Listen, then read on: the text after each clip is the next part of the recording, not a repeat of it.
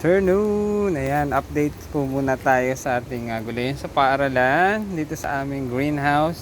Ayan po, nasa baba po ngayon aking mga DIY kasi po pag sobrang lakas ng ulan ay nalalagyan po sila ng tubig. Kaya ibinaba po ko muna para secured sila. Yan po ang mga mint, peppermint, 25 pesos po per seedlings. At ito po ang aming lettuce. Next week ay pwede na siyang i-harvest sa aming vertical garden. Ayan, kita nyo naman po kung gaano kapuno ng dahon, hindi na makita ang taniman. Ayan, good afternoon, magandang buhay. Ayan po ang aming mga lettuce sa vertical garden. Ito pa po yung iba pang DIY lettuce. Ayan, binaba ko po muna kasi nga po pag malakas ang ulan at bakasyon ngayon, mapupuno sila ng tubig, nalalagay sa tubig. Ayan.